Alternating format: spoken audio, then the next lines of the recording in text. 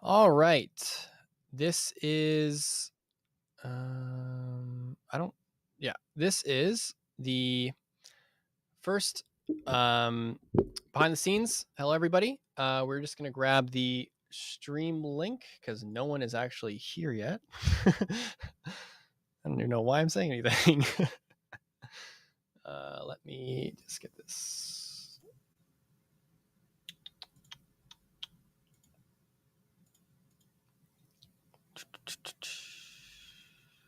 Videos live unlisted. Perfect. Copy. Boom, boom.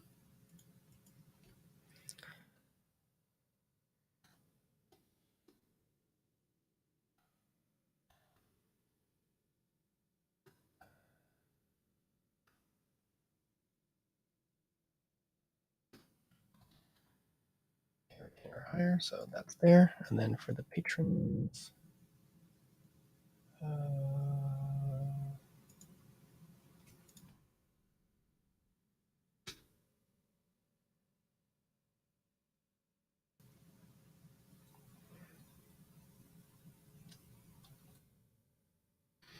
actually, this will go.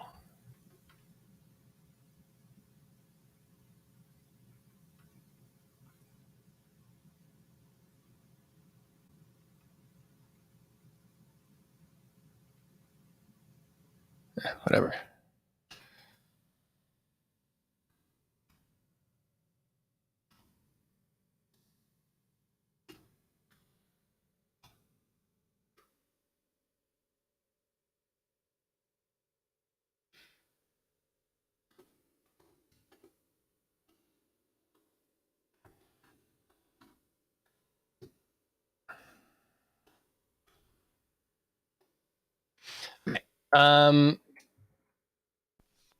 So, all right.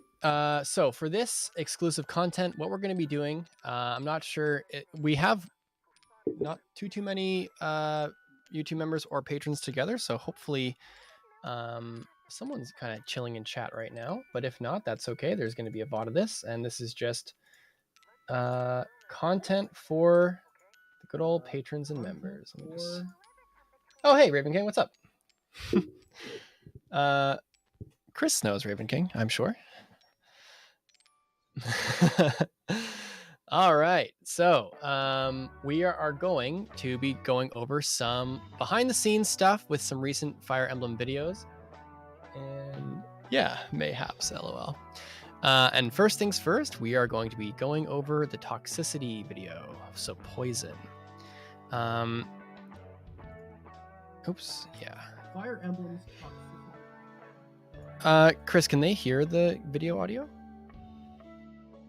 Negative. That's okay. Well, yeah, it's fine. Oh, is the background music on? Oh, perfect. Okay, that's fine then. We can just use that. Yeah, so I guess first things first, Mithril Zenith is he has his own YouTube channel, and he has been helping me kind of do some of the harder, well, not harder, but just like a little bit of the minutia-ish kind of script writing, where it's kind of just not really like his opinion on things, but his just kind of background research and stuff. So, because like all my videos are like my take on it, and he's just kind of there to help, like, kind of gather the history and stuff. Hey, Adelaide. Yeah, so the history of poison with the Guidance Swamp. I barely remember like how. Okay, so first things first, I barely remembered how any poison worked, like at all. It was. Well, I shouldn't say that. I remember how most poison works, but the early poisons I didn't really recall very well. Especially for Thracia. A lot of the Thracia stuff was always a learning experience. Especially for like the fact that if you tried to steal Jormungand, like it would just turn into like just normal dark magic. I thought that was so funny. But yeah, Poison was always like super mid for so long. Although there was a few comments about the Poison video. They were like, no, Thracia Poison is actually pretty bad because like you can get poison and then like you can't recover. Like you need to have an antidote or whatever, and it just lasts for the entire game. And like sometimes you just get kind of bodied by enemies, and then you get poisoned, and then it's like, okay, I guess, but like poison is then just kind of like a unfortunate like after effect where it's not really like poison being effective. It's just the rest of the game kind of being like mean because Thracia is very mean. GBA was still kind of really the same. Antitoxins were always bad items. Finding video footage for the Thracia stuff was really funny. And then Yed, who does all of the like Path of Radiance and Radiant Dawn stuff, always has like high quality, like I've literally never seen higher quality video of Path of Radiance and Radiant Dawn than like when Yed is actually like recording footage for me, because yeah, finding like nice looking footage for these games is like really hard. But yeah, there's so many things about Path of Radiance and Radiant Dawn that I don't remember or don't even like know. And then I find out how it works, and then I'm like, yeah, do you know about this? And he's like, yeah, guy knows literally everything about Path of Radiance and Radiant Dawn. Yeah, Salem, yeah, Jormungand, you just lose the poison effect. Which is very, oh no, it's Venom. Yeah, it's Vezin. Well, it's both. When you steal Venonix, it turns into poison. Valora has like the coolest fucking animation ever, but yeah, poison is still really weak in this. But learning all this was really fun. And Fate's poison was also just, well, no, it wasn't also. Fate's poison was sick. Learning all this, getting refreshed on how poison worked in Fates was nice. Although I did know most of it. Getting footage for Fates was kind of funny because I remember like that when I hacked Fates and I would do a bunch of save editing, I then remembered like when I was getting footage, I was like, I could just like save edit and like go to any chapter I want. Like, why am I like annoyed at trying to get footage for Fates? So I just like save edited through this and the capture video. Although that capture is not true because I asked Yed to get some capture footage of like, and he just went above and beyond. He got like literally every single capturable unit captured, like every single moment of he's so efficient for getting footage for me. It's like such a huge asset. Like it really helps me with the video production time because sometimes getting footage is such a pain in the ass. So having him there, especially for like the games that are like, I don't know how to edit very well, like Path of Radiance and Radiant Dawn, like he knows those games like the back of his head. In fact, he might be watching this right now. Damn. Well, he won't, but he could. Shadows of Valencia Poison. I thought this was kind of interesting. I did recall most of this, but there was one thing that I didn't know that I was kind of surprised by, and I kind of forget what it was. It was rusted weapons, or like you can get a rusted bow, or you can get rusted weapons that turn into venom in Thebes, which was really interesting. It's so weird because like venom is always like this unique thing, like especially in Three Houses where it's like it's really hard to come by. Like you need to get it from like Venom Stone, which is like really like rare, and then the weapons end up just being like so mid. It's like it's actually below mid. It's like, damn, this is really bad. Like Venom bow, like who cares? There's no combat arts with this, and then Venom weapons are just fucking worse than iron. It's so bad. And then Engage Poison just went ballistic. Like, yeah, this was such a cool use for coverts. Like, also getting footage for this was really cool too. Yeah, no, this is awesome. I really like this. Then I forgot Zelkov's name for like 5 minutes. Felt like an eternity, honestly. Yeah, coverts are really cool. And then this whole thing where you could level 1 John and just have him solo. It's really funny. Yeah, I always love doing like obscure topics like this, and then them doing like decently well, because this has 58k views and it's a fucking video about poison, which is like really funny.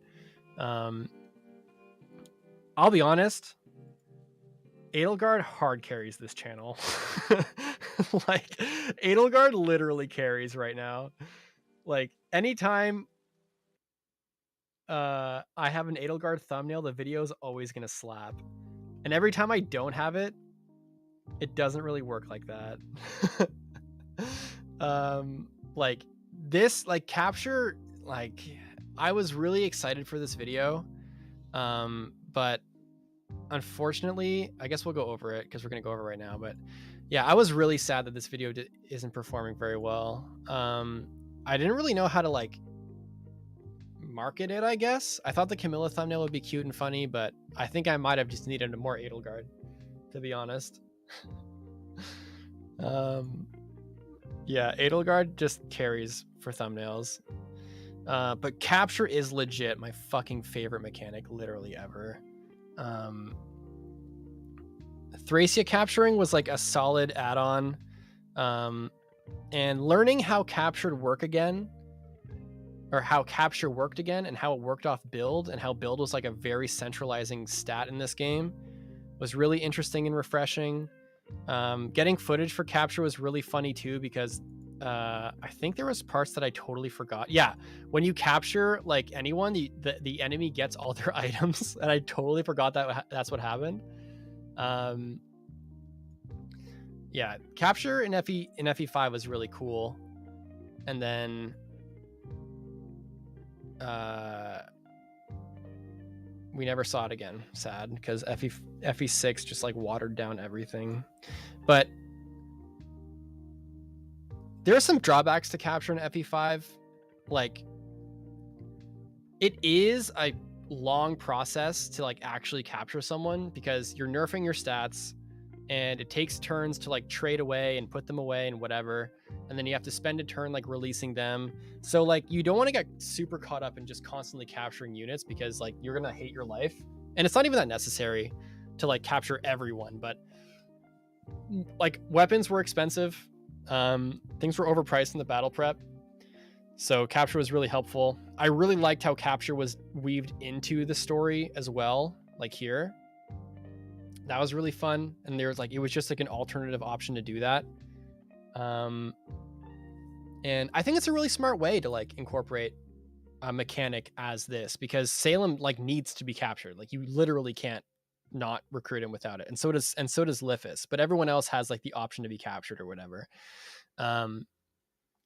It's really cool. And then of course, like the other way it weaves narrative is that in chapter 11X, which I forgot to mention, but in 21X, you use capture to like it's like a plot point. Like you're in prison and you have to like jailbreak them. Like it's so cool. And apparently Berwick Saga had a really like, when like Kaga's like magnum opus basically was just like an insane game for capture. Like it was like Thracia capture, but like in better in like every way ever, like narratively and everything. That's what I've been told, because I got to like 2 chapters in Berwick before I dropped it, because I don't even remember why. And then once again, learning that Radiant Dawn just had a random capture thing with Leanne was also funny. And then we have the greatest capture mechanic of all, which is Fates' capture, which is just fucking so sick. But it presents an interesting problem too, because like kind of like what I mentioned in the video,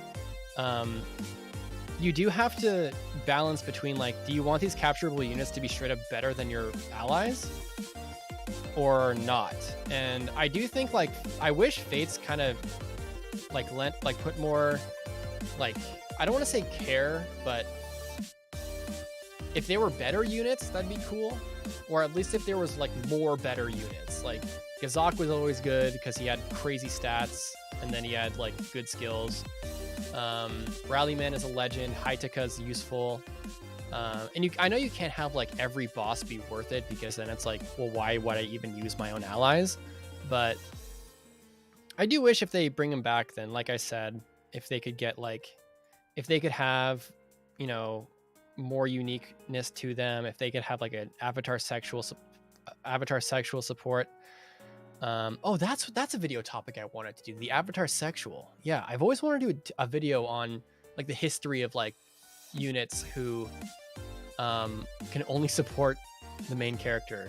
because that seems like a really funny and potentially like really good video to make. The other video that I wanted to do was on post game that I talked about during the podcast, but it'll get there. Yeah, capture is just awesome, man. Like, such a smart mechanic, so good. And yeah, Yed got all this footage, and he just got literally everything. Like, when I was editing this video, I was just like I was just being fed footage from him. And it's all just good quality video too. I've been having a lot of editing blocks lately.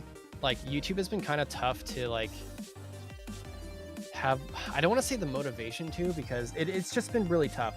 There's been a lot going on with like work offline and like trying to get everything, like getting all my eggs in a basket. So like YouTube unfortunately took a little bit of a backseat, and my consistency with uploading has also like is a symptom of that. I used to upload like once a week, and now I upload like definitely not once a week. Like, I mean, we have 6 days ago, and like I haven't even thought of another video. Like, I haven't even like started a script on my next video, and then this is already like a week ago, 3 weeks ago, 1 month ago, 2 months, 3 months. So like sparing uploads. So I really have to, you know, catch my groove. But with the podcast, hopefully that kind of adds some order to everything. And then hopefully I can kind of just get my mojo back and start being more consistent with it. But that's a whole kind of other thing. Damn, Edelgard sends. Jesus Christ, she's so fucking good for views. But I also love her as a character too, so it's fine. I like this one too. This was such a fun video to make, and I'm so happy it did well. This one's kind of climbing 34k views for an FE1 video. So it's kind of like a slow growth thing, because like at the time when you see these videos, you're like, damn, this is doing really slow relative to everything else I'm doing. But then it just kind of adds up like 5 months, and you're at like a satisfying number, I guess. But I really hope that like this kind of pulls itself together or something, because I really like this video. And it just, yeah. I was also thinking of doing things like a sequel to this, like more shitty skills or whatever. It sounds funny, but like videos that are just like inherently negative sounding do really well. Like this problem, stop, horrible, dumb. Like, these are all just really good, like deranged. Why wasn't that good? It's really funny that, or what went wrong. That's almost at 200,000 views. Yeah, damn. But yeah, those are just YouTube things. So yeah, a couple videos coming up. I don't know if I want to do avatar sexual or not. Yeah, you have a thumbnail of Edelgard with a gun, you'll get people's attention. Absolutely. And that's kind of it for the content today. So yeah, next plan is going to be the avatar sexuals video, or the end game video, or post game video.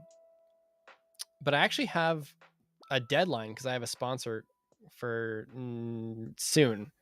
I have to kind of buckle down and do those videos, whether it's like horrible skills 2. Actually, that's another subject. So one of those 3.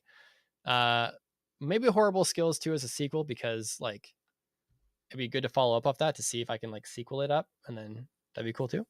And it'd probably be favorable for the sponsor if I did something like that as well. But just YouTube things once again. Okay then. Well, in that case, that'll wrap it up for the Patreon exclusive content. If you so to those who like haven't, you know, seen it, so this is going to be unlisted, and then this is just going to be a video. And if you're on the Patreon, then like it's already there. And then as a YouTube member, the only way you can see this is if you're a YouTube member. So that's about it. Thank you so much for all your support. I have so much hope for this podcast. We're going to stick with it, be consistent, and hopefully kind of get more activities going. It was really fun today. I'm glad you guys tuned in. And I'm excited to actually have like Patreon exclusive content like this too, because I've needed like something to actually be good for Patreon, because it's not good. But hopefully this also helps to get more people in the communities too. So with that said, thanks so much, and we'll see you next week. Deuces.